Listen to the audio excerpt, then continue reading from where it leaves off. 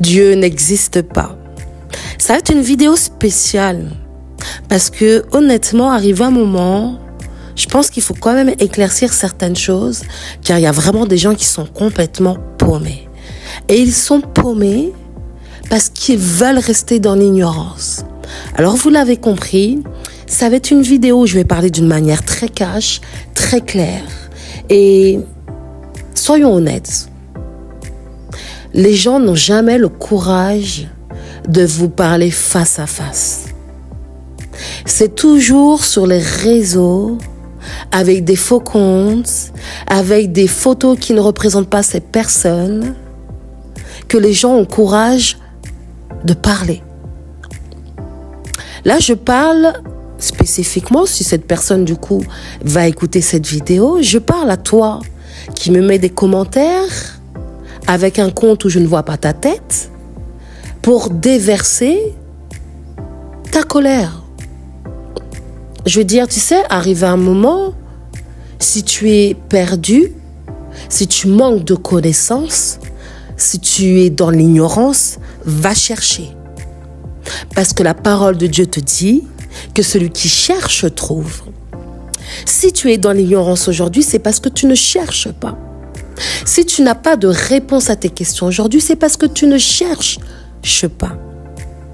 Et pourquoi je vous dis ça aujourd'hui? C'est parce que une personne m'a dit que Dieu n'existait pas. Et donc, prouve-moi que Dieu existe. Et donc, je me pose cette question. Qu'est-ce qui pousse une personne à dire que Dieu n'existe pas? Alors, moi, je vais dire les choses de manière très cash, parce que naturellement, pour commencer, c'est la vie de la personne. À quoi ressemble ta vie aujourd'hui? La plupart des gens que je croise dans ma vie de tous les jours, qui ont ce discours de Dieu n'existe pas, sont des gens qui vivent sous le joug de l'oppression des problèmes et de la malédiction. Ce sont des gens qui ont été consultés des choses qu'il ne faut pas toucher. Je parle de toutes ces personnes qui touchent à la voyance, qui touchent au tarot, qui touchent à l'occultisme, qui touchent à tout ce qui est en rapport avec des choses idolâtres. Vous savez, acheter des pierres de protection, acheter on appelle des rosés de je ne sais quoi, pour recharger je ne sais quoi. Toutes ces personnes qui vont voir des personnes qui peuvent lire dans les mains, qui peuvent sortir une carte et dire « Ah, demain il va t'arriver ça. Ah, après-demain, tu vas jamais faire ça. Bref, oh, ton enfant va être maudit. Oh, ton enfant va avoir beaucoup de problèmes. Oh, non, ton mariage ne va pas. » Tu sais, ce sont des gens qui aiment le surnaturel, mais le surnaturel malsain, le surnaturel ténébreux, le surnaturel diabolique, le surnaturel qui procure des frissons, qui procure des choses bizarres et qui crée une atmosphère satanique dans leur vie. Les amis, les gens qui disent qu'ils ne croient pas en Dieu, en réalité, c'est pas qu'ils ne croient pas en Dieu, c'est qu'ils croient à des forces occultes qui ont moins de puissance que Dieu, qui ont moins d'autorité que Dieu, qui ont moins de fruits que Dieu, mais le peu qu'ils vont produire dans la vie des gens va être catastrophique. Écoute, à chaque fois qu'une personne te dit que Dieu n'existe pas, regarde les fruits qui se trouvent dans sa vie. Problèmes de santé, problèmes des fois psychologiques,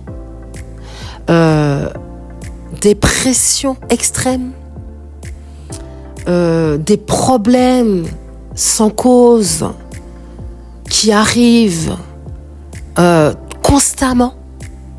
Voilà le profil d'une personne qui ne croit pas en Dieu. Et étant donné qu'elle a mis son énergie, sa croyance, sa foi dans des choses, dans des bails sombres, et qu'ensuite, elle a les résultats de ces choses négatives, elle prétend ou elle accuse Dieu de ne pas exister. Parce qu'il lui arrive des catastrophes, parce qu'il lui arrive des malheurs, parce qu'il lui arrive des choses bizarres. Mais moi, je suis super surprise que cette personne ne se dise pas qu'en réalité, que la vérité de ce qu'elle vit aujourd'hui est le résultat de là où tu as décidé d'être, c'est-à-dire dans les ténèbres. Le choix que tu as fait de servir le prince de l'air, de servir des dominations sataniques, oui, des dieux, parce qu'après les gens vont jouer sur les mots. Ah, mais je croyais qu'il y avait qu'un seul Dieu. Alors pourquoi tu me parles des dieux? Mais je te parle des dieux païens, des dieux qui ont été inventés par les païens de tout temps. Dans la Bible, on nous en parle. Ouvre ta Bible, lis la Bible, lis les histoires qui sont dans la Bible, et tu comprendras très vite que les hommes, depuis tout temps, ont préféré faire des statues d'or, faire des statues de bronze, des statues de bois, et s'agenouiller devant un truc fait de pierre vide qui ne peut ni te parler, ni t'exaucer, ni bouger. Mais l'être humain est un peu comme ça, c'est tellement plus facile de se construire quelque chose et croire que Dieu, c'est ce que je viens de construire, parce que c'est mes mains qui l'ont fait, et donc je ne crois que ce que je vois. Et donc si je peux voir cette statue que j'ai fabriquée, forcément je peux la prier. Mais de tout temps, Nebuchadnezzar avait construit une effigie en or en pensant que le Dieu de Daniel viendrait sur sa statue et exaucerait tout ce qu'il demanderait. Sauf que Dieu t'a demandé de n'adorer aucun autre Dieu que lui, de ne pas te mettre à genoux devant une statue faite de la main d'homme. Et donc, jusqu'à aujourd'hui, l'homme aime l'idolâtrie. C'est quoi l'idolâtrie? Elle consiste à faire confiance aux choses créées plutôt qu'au Créateur pour ce qui concerne nos espoirs, notre bonheur, notre identité, notre sécurité. Et donc, l'idolâtrie égare les gens dans leur raisonnement. Et leur cœur devient sans intelligence, parce que leur cœur est plongé dans les ténèbres. L'homme a préféré remplacer la vérité de Dieu par le mensonge de Satan, qu'ils ont préféré adorer et servir. Ils ont préféré servir une créature au lieu du Créateur. Cette créature qui a été jetée du ciel par le Créateur. La Bible en parle constamment. Je t'emmène dans Lévitique 26:1. Vous ne vous ferez point d'idole. Vous ne vous élèverez ni image taillée ni statue, et vous ne placerez dans votre pays aucune pierre ornée de figures, pour vous prosterner devant elle, car je suis l'Éternel, votre Dieu. Deutéronome 27:15. Maudit soit l'homme qui fait une image taillée ou une image en fonte, abomination de l'Éternel, œuvre des mains d'un artisan, et qui la place dans un lieu secret. Et tout le peuple répondra et dira Amen. Psaume 97:7. Ils sont confus, tous ceux qui servent les images, qui se font gloire des idoles. Tous les dieux se prosternent devant lui. Lévitique 19:4. Vous ne vous tournerez point vers les idoles, et vous ne vous ferez point des dieux de fonte. Voilà d'où vient le mot des dieux. C'est que les êtres humains, les païens, aimaient trop se construire des choses. Avec une image. Il prenait un veau, il le mettait en fonte et il disait, ah, prosternons-nous devant le veau. Ce que Nebuchadnezzar a demandé au peuple de faire. Et ce que Shadrach, Meshach, Abednego ont refusé. Car ils savent qui est leur Dieu. Oh là là, Acte 17, 29. Ainsi donc, étant la race de Dieu, nous ne devons pas croire que la divinité soit semblable à de l'or, à de l'argent ou à de la pierre, sculptée par l'art et l'industrie de l'homme. L'idolâtrie est devenue une industrie aujourd'hui pour l'homme. Oui, oui, oui, dis-moi tout ce que tu veux, je m'en fiche. Ah là là, je m'en cœur. Je m'en cœur. Oui, c'est une industrie. On vend des pierres soi-disant semi-précieuses en faisant croire aux gens que ça va te protéger, ça va donner de la paix, ça va te donner de la joie. Tu vas devenir riche grâce aux pierres. Voilà. Et puis après, on leur fait acheter un espèce de cercle où il y a des pentagrammes de sorcellerie dessus. Et on te dit, c'est la rosée, c'est la fleur de vie. Pour recharger ta pierre, tu dois poser ta pierre sur la fleur de vie. Mais le seul qui est rempli de vie, c'est Dieu. C'est le nom de Jésus-Christ. C'est le sang de Jésus-Christ qui a été versé à la croix. Il est ta vie. Il est ton salut. Il est la seule porte pour la vie. Écoute cette histoire en Exode 32:1. Moïse monte sur la montagne pour entendre la voix de Dieu et que Dieu lui parle. Le peuple reste en bas. Et qu'est-ce qu'ils font? Le peuple, voyant que Moïse tardait à descendre de la montagne, s'assembla autour d'Aaron et lui dit, allons, fais-nous un Dieu qui marche devant nous, hein, ok? Non, parce que ce Dieu qu'on n'a jamais vu, il en a un petit peu marre, en fait. C'est vrai, Moïse descend de la montagne, il dit que Dieu lui parle, qu'est-ce qu'on en sait? On le voit pas, on l'a jamais rencontré, nous. Est-ce que même tu avais envie vraiment de le rencontrer? Est-ce que même tu avais envie de prier, de plier tes genoux pour entendre la voix de Dieu? Est-ce que même tu as envie d'ouvrir ta Bible pour voir si Dieu te parle? Car ce Moïse, cet homme qui nous a fait sortir du pays d'Égypte, ah bah oui, c'est vrai que tu étais tellement mieux en esclavage. C'est vrai que les Égyptiens te traitaient tellement mieux. Ah oui, c'est vrai que les coups de fouet sur ton dos, à monter les briques des pyramides, c'était tellement mieux. Bah, nous, on ne sait pas ce qu'il est devenu, le gars. Il ne redescend pas. Tellement les gens sont impatients. Vous êtes tellement impatients, mais trop impatients. C'est abusé. Le monde ne sait plus attendre avec le fast-food, là. Oui, drive, on te sert rapidement, on te donne rapidement. Aujourd'hui, on veut tout rapidement, même la présence de Dieu. Mais pour avoir la présence de Dieu, pour que Dieu te parle, il faut que tu aies envie, ce désir ardent. Il faut que tu en aies marre avec ta propre vie. Il faut que tu en aies marre avec tes propres galères. Il faut que tu en aies marre avec ta situation. Ou tout simplement, il faut que tu aimes ce que Dieu veut te proposer.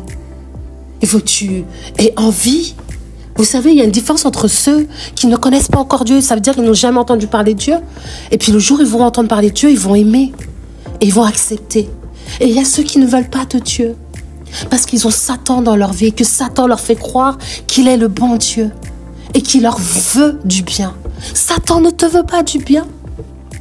Satan est là pour détruire, égorger, voler, mentir. Il ne te veut pas du bien. Alors, quand tu regardes en Exode 32:8, il est dit, ils se sont promptement écartés de la voie que je leur avais prescrite. Ils se sont fait un veau en fonte, ils se sont prosternés devant lui et ils lui ont offert des sacrifices et ils ont dit, Israël, voici ton Dieu qui t'a fait sortir du pays d'Égypte. Ah, mais ils ont la mémoire courte parce que ton veau de fonte là, moi je l'ai pas vu marcher pour venir te délivrer de l'Égypte. Celui qui est venu avec un bâton, moi, de l'onction de Dieu et de l'autorité de Dieu. C'est Moïse. C'est Moïse qui est parti confronter Pharaon. C'est Moïse qui vous a fait sortir de l'Égypte. C'est Moïse qui est arrivé devant la mer et qui l'a ouverte. C'est Moïse qui vous a conduit là où vous êtes arrivé. Et vous préférez aller faire un veau de fonte par impatience, par manque de sagesse, par stupidité à la finale. C'est juste fou comment l'homme raisonne, même encore aujourd'hui. En psaume 115, 4, 8, ouvrez vos Bibles ceux qui ne croyaient pas en Dieu. Vous allez apprendre des choses. Leurs idoles sont de l'argent et de l'or.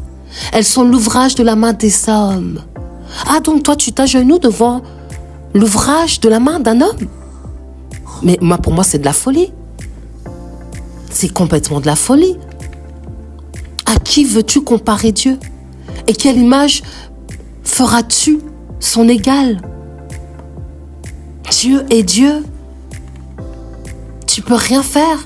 Aujourd'hui tu es vivant, demain tu vas mourir, Dieu restera Dieu. Ça ne changera rien. Alors ceux qui fabriquent des idoles ne sont tous que vanité. Ésaïe 44, 9, 20. Et leurs plus belles œuvres ne servent à rien. Elles le témoignent elles-mêmes. Elles n'ont ni la vue, ni l'intelligence, afin qu'ils soient dans la confusion. Dieu fait exprès de te laisser faire des idoles. Dieu te laisse faire tes trucs de veau, de mouton, de chat, de poisson, de requin, de ce que tu veux. Pour que tu sois dans la confusion. Ces choses-là, elles n'ont ni la vie ni l'intelligence de pouvoir t'aider. C'est de la folie de croire qu'une statue va t'aider. C'est que de la vanité. Vanité sur vanité. Tous ensemble, ces gens qui font ces choses-là sont stupides et insensés. Leur science n'est que vanité, c'est du bois. C'est incompréhensible. Toutes ces idoles ne sont que mensonges. Il n'y a point en elles de souffle. Il n'y a point en elles de vie. Tu peux prier autant que tu veux ta statue d'or, ton veau d'or. Et il n'y a pas de puissance. Il n'y a pas de vie. Donc toi, tu préfères changer la gloire de Dieu incorruptible en image représentant l'homme corruptible, l'homme qui peut mourir, l'homme dont le souffle est entre les mains de Dieu. Tu préfères faire des oiseaux, des quadrupèdes et des reptiles en statue pour te prosterner devant. Mais quelle folie! Mais quelle folie! Il faut arrêter. Arrêtons. Maintenant, moi j'ai une question. Si Dieu n'existe pas, pourquoi tu te prends la tête à me parler que Dieu n'existe pas? On ne parle pas de quelque chose qui n'existe pas. Est-ce que moi je te parle de quelque chose qui n'existe pas? Mais je sais pas, mais c'est tellement incompréhensible. C'est comme si je te dis, tu me vois dans mon jardin et je suis en train de chercher quelque chose et tu viens me voir et tu me dis, qu'est-ce que tu cherches? Ah bah je cherche quelque chose qui n'existe pas. Comment ça, tu cherches quelque chose qui n'existe pas? Bah ouais, je cherche rien. Bah alors pourquoi tu cherches? Bah je cherche le rien. Tu cherches le rien, mais le rien n'existe pas. Bah ouais, je sais, le rien n'existe pas. Bah alors pourquoi tu cherches? Vous voyez, c'est ridicule. Dieu n'existe pas. Prouve-moi si Dieu existe. Mais j'ai rien à te prouver. Regarde la terre. Regarde tout autour de toi. T'es aveugle. Tu vis dans les ténèbres. Tu vis dans un mensonge. Tu vis dans la matrice. Tu as un voile devant tes yeux qui ne s'arrache pas depuis trop de temps. Ton cœur est noir. Ta vision est noire. Tes pensées sont noires. Tes attitudes sont obscures. Tu es aveuglé. J'ai un autre verset pour toi. Tu n'auras pas d'autre Dieu devant ma face. Tu ne te feras point d'image taillée, ni de représentation quelconque des choses qui sont en haut dans les cieux, qui sont en bas sur la terre et qui sont dans les eaux, plus bas que la terre. Tu ne te prosterneras point devant elles et tu ne les serviras point, car moi, l'Éternel ton Dieu, je suis un Dieu jaloux, qui punit l'iniquité des pères sur les enfants jusqu'à la 3e et la 4e génération de ceux qui me haïssent. Moi, personnellement, moi, je veux pas être dans le camp des gens qui haïssent Dieu. C'est de la folie. Tu te maudis toi-même et tu maudis ta génération et ta future génération. Parce qu'il dit qu'il va jusqu'à la 4e génération. Ce n'est pas pour les chrétiens, ce que je viens de dire. Hein. C'est vraiment pour ceux qui ont le culot de dire que Dieu n'existe pas. Le culot de mettre des commentaires qui montrent la folie de leurs pensées. Qui montrent la stupidité de leur cœur. Tu es maudit à cause de ça. Et donc, si t'arrive des bricoles dans ta vie, c'est à cause de ça. Et rien d'autre. Ce n'est pas à cause de Dieu. Ne t'en prends pas aux chrétiens, ne t'en prends pas à Dieu, ne t'en prends pas à ceux qui ont la foi, à ceux qui espèrent. Parce que toi, quand tu es maudit, même Dieu ne t'aidera pas. Mais nous, les chrétiens, même si demain, des gens vont comploter de mauvaises choses, des choses peuvent nous arriver, ce qu'on appelle des épreuves, des défis de la vie. Mais sur quoi nous, on va s'appuyer? Sur la parole de Dieu qui va briser ces choses, qui va nous aider à avoir de la sagesse et de l'intelligence pour trouver des solutions, pour s'en sortir. Parce que Dieu est un puissant refuge, un puissant bouclier. Sa parole est une source de vie pour ceux qui cherchent, pour ceux qui désirent, pour ceux qui courent après Dieu. Mais toi, tu cours après quoi? Le rien? Dieu n'existe pas, tu cours après rien? Tu cours après le néant? Tu cours après quoi? Les ténèbres? Je ne comprends pas. Parce que tu sais, si tu penses que Dieu n'existe pas, parce que faut être clair en fait, si le mal existe, le bien existe. Si la malédiction existe, la bénédiction existe. S'il y a des méchants sur cette terre, il y a aussi également des gentils. Et donc, si tu ne crois pas en Dieu, tu sers un autre Dieu. Et il s'appelle le prince de l'air. Oui, oui, oui. Il s'appelle Lucifer. Il s'appelle Satan. Ah là là, ça ne va pas te faire plaisir. Mais du coup, même si tu ne sers pas Dieu, tu ne crois pas en Dieu, il y a quelqu'un d'autre qui se sert dans ta vie. Il y a quelqu'un d'autre qui va t'assujettir comme un esclave. Il y a quelqu'un d'autre qui va faire de toi son esclave. Que tu le veuilles ou pas. Que tu as validé ou pas. Il suffit de voir ce que tu dis, ce que tu penses, comment tu te comportes. Moi, ces gens-là qui disent « je ne crois pas en Dieu », j'ai un peu de peine pour vous. Vraiment, j'ai de la compassion. Mais en même temps, j'ai pas de pitié. Hein. Parce que tu fais ton choix quand tu dis ça. Et même quand on te donne l'opportunité de t'enlever, d'arracher le voile de mensonge que Satan a mis dans ta vie, tu veux pas. Tu t'accroches à ça. Après, je mets pas tout le monde dans le même panier. Hein. D'accord? Discernement ici. Stabilité spirituelle, hein? Fermeté spirituelle. Mais attention quand tu dis que tu ne crois pas en Dieu. Moi, je t'invite à l'inviter dans ta vie d'abord. Moi, je t'invite à le mettre au défi d'abord. Moi, je t'invite d'abord à plier tes genoux et à dire « Seigneur, je ne crois pas en toi, mais montre-moi que tu existes. Emmène un chamboulement dans mon âme, dans mon esprit, dans mon corps. » Parce qu'il est l'Éternel, c'est là son nom. Et il ne donne pas sa gloire à un autre, ni son honneur aux idoles. Jamais de la vie. Et malheureusement, il dit, ils reculeront et ils seront confus. Ceux qui se confient aux idoles taillées, ceux qui disent aux idoles de fonte, vous êtes nos dieux. Vous êtes nos dieux. Je suis désolée de te le dire, oui. Il y a des dieux. C'est Dieu que l'homme a créé. Inspiré par Lucifer, inspiré par des forces occultes, inspiré par des sbires qui te poussent à faire des statiques, qui te poussent à aller acheter un collier avec un truc bizarre dessus, qui te poussent à aller vers l'occultisme, qui te poussent à aller vers les voyants, qui te poussent à aller tirer des tarots, qui te poussent à lire les lignes de ta main, qui te poussent à faire de la voyance. Attention à toutes ces choses-là. Elles sont corrompues. Elles sont corrompues. Elles ont des demi-vérités. Oui, mais moi j'ai été voir une voyante et elle m'a dit quelque chose qui était vrai. Hein. Mais pourquoi tu crois que Satan n'est pas capable d'un petit peu de sonder la vie?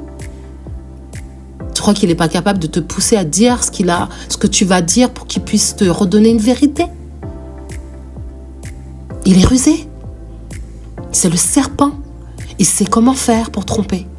Il sait comment faire pour mentir. Ah oui, tu vas voir une voyante et elle te dit, ah je vois qu'il y a eu Des gens qui sont morts dans vos familles. Toi, tu es là avec ta tête. Oui, ah oui, je vois très clairement. Oui, maintenant, c'est compréhensible. Il est rusé. Il est rusé. Alors maintenant, chacun est libre. C'est toi, Dieu t'a donné le libre arbitre. Choisis. Tu as choisi les ténèbres. Ça te regarde. Mais je te conseille de te repentir, honnêtement. Parce que Dieu veut que tu sois sauvé. Dieu veut que le méchant se répande. Tu as choisi les choses sombres. Ça te regarde. Mais je te conseille, avant qu'il soit trop tard, avant que le royaume de Dieu revienne et qu'il mette tous ceux qui servent Satan par terre, je te conseille de plier tes genoux et de remettre toute ta vie entre les mains de Dieu. Et vraiment, vraiment, vraiment te repentir. Voilà. J'ai trouvé ça très intéressant de parler de ce sujet-là. Parce qu'il est clair que je n'ai rien à prouver sur Dieu. Moi, j'aime Dieu. Eh oui, je suis une enfant de Dieu, adoptée dès le ventre de ma mère. Pour ceux qui connaissent mon histoire. Je ne compte pas faire partie de ceux qui vont cracher sur lui. Parce que je ne veux pas être maudite. Non, non, non. Et tu sais, même si c'est pas facile pour les chrétiens sur la terre, je connais les promesses de Dieu. Et je sais que ma vie ne s'arrête pas sur cette terre. Tu comprends? Non, non, non. Je préfère avoir les anges de l'Éternel qui sont attribués à ma vie, qui me protègent, que d'avoir des démons dans ma vie. Je suis désolée de le dire. J'ai pas envie d'être touchée par des fléaux sataniques, occultisme. J'ai envie d'être dans le discernement. J'ai envie d'être sous la main toute puissante de Dieu. Il est hors de question que j'adore la bête et son image. Jamais de la vie, moi je recevrai la marque sur mon front ou sur la main. Jamais de la vie. Je ne serai pas séduite par le copycat de Satan sur Dieu et sur le royaume des cieux. Je suis une enfant de Dieu. Le sceau de Dieu est sur ma vie. Le sang de Jésus couvre ma vie. J'ai compris depuis longtemps. J'ai fait mon choix. Je suis dans le bon camp. Je ne regrette rien. Et personne ne me fera dire quoi que ce soit sur le Dieu créateur qui m'a créé. À bon entendeur, que chacun choisisse le chemin qu'il veut choisir. Mais sache qu'il faut rentrer par la porte étroite pour trouver Dieu. Car l'âge est la porte spacieuse, le chemin qui mène à la perdition. Et il y en a beaucoup qui rentrent par là. Mais étroite est la porte, resserrée le chemin qui mène à la vie. Et il y en a peu qui les trouvent. Et il y en a peu qui trouvent Dieu. Il faut vouloir le chercher. En Psaume 1, c'est le livre premier. Il y a 2 hommes, 2 voies, 2 destinées.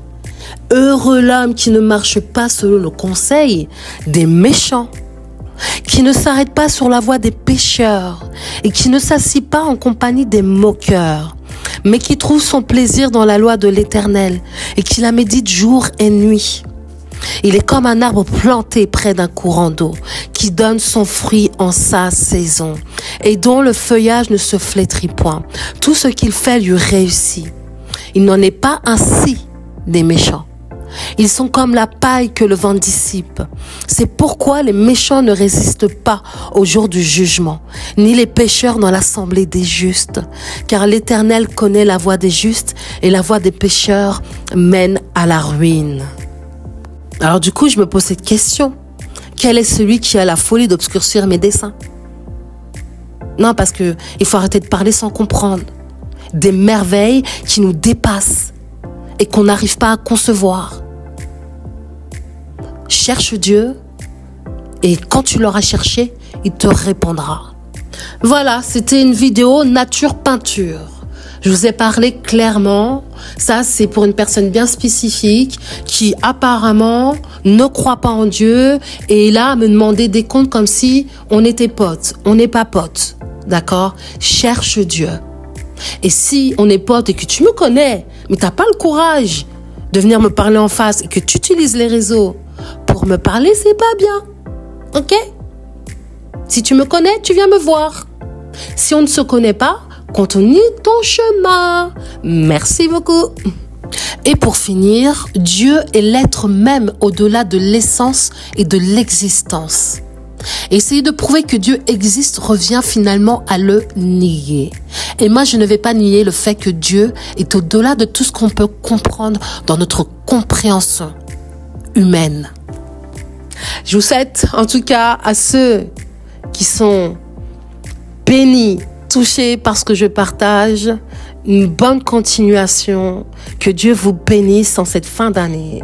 Et surtout, soyez toujours dans la joie, dans la foi, dans la paix avec Dieu et dans l'amour.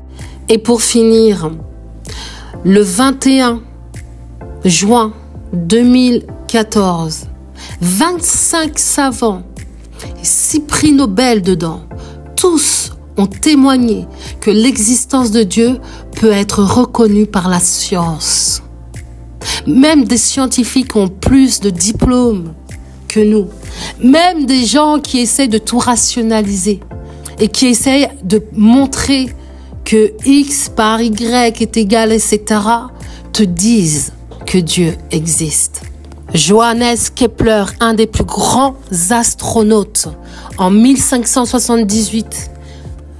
Copernic, fondateur de la modovision moderne. Isaac Newton, fondateur de la physique théorique classique. Eh ouais, Linné, fondateur de la botanique systématique. Voltaire, connu pour ses travaux sur l'électricité. L'ampère, inventeur des lois fondamentales des courants électriques. Cauchy, mathématicien. Liedberg, pionnier de la chimie appliquée. Robert Myers, scientifique naturaliste. Il a fait la loi de la conservation de l'énergie. Setchi, célèbre astronaute. Edison, l'inventeur le plus fécond, avec 1200 brevets. Il a dit: j'admire tous les ingénieurs, mais surtout le plus grand d'entre eux, Dieu. C.L. Schlegel, célèbre chirurgien. Marconi, inventeur de la télégraphie sans fil, prix Nobel de 1909. Je déclare avec fierté: je suis croyant, je crois à la force de la prière, non seulement en tant que chrétien, mais aussi comme scientifique. Millikan, illustre physicien américain, prix Nobel de 1923. Je peux affirmer catégoriquement que l'incroyance est dépourvue de tout fondement scientifique. J'estime qu'il n'existe aucune contradiction entre la foi et la science. Eddington, célèbre astronaute anglais. Aucun des inventeurs de l'athéisme ne fut un homme de science. Tous ne furent que de très médiocres philosophes. Albert Einstein, fondateur de la physique contemporaine. Il a théorie de la relativité et prix Nobel 1921. Quiconque est sérieusement impliqué dans la science devient convaincu qu'un esprit se manifeste dans les lois de l'univers, un esprit infiniment supérieur à celui de l'homme et devant lequel nous, avec nos pauvres pouvoirs, devons nous sentir humbles. Planck, créateur de la théorie de quanta, prix Nobel de 1918. Schrödinger, créateur de la mécanique ondulaire, prix Nobel 1933. Le plus beau chef-d'œuvre est celui fait par Dieu, selon les principes de la mécanique quantique. Howard Hathaway Henken, père du cerveau électronique. Bref, il y en a tellement. Je pourrais continuer de t'en citer bien. Ceux qui, eux, ont été beaucoup plus loin que juste ceux qui disent que Dieu n'existe pas. Allez chercher, arrêtez de venir gémir et de vous plaindre. Cherchez, cherche et tu trouveras, tout simplement.